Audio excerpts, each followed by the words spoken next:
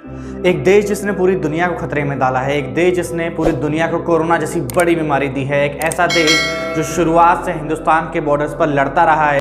आज हम बात करने वाले हैं चाइना के बारे में, चाइना की बढ़ती इकोनॉमी के बारे में और चाइना की इस बढ़ती इकोनॉमी से होने वाले खतरे के बारे में। नमस्कार दोस्तों, मेरा नाम संजीव गुप्ता और आप देख रहे हैं रेवोल्यूशन गुरु।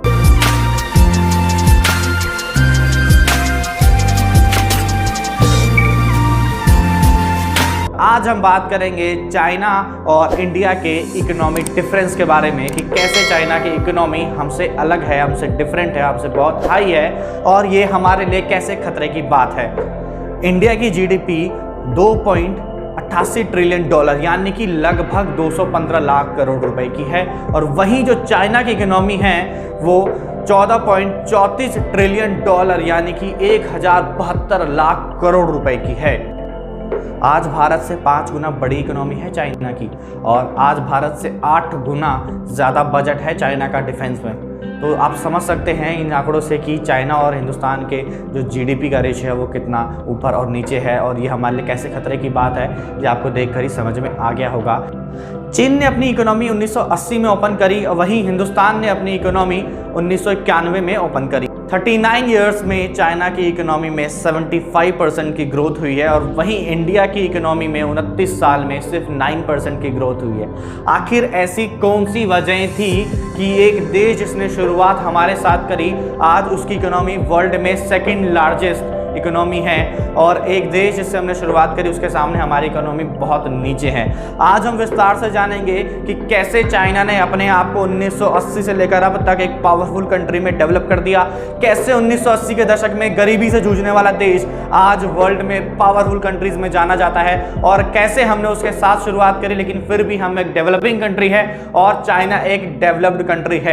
आज चाइना का स्टैंडर्ड यहाँ है इकोनॉमिक लेवल में और इंडिया का स्टैंडर्ड यहाँ है।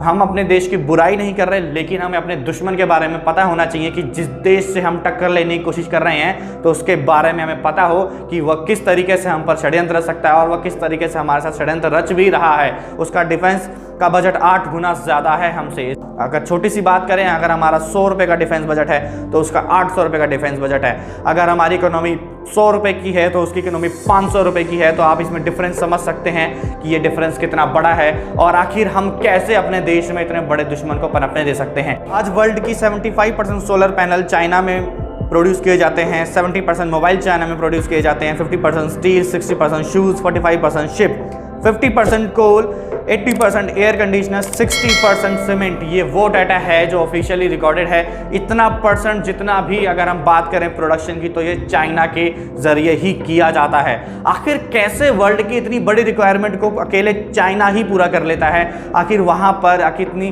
तरह की डेवलपमेंट कैसे हुई?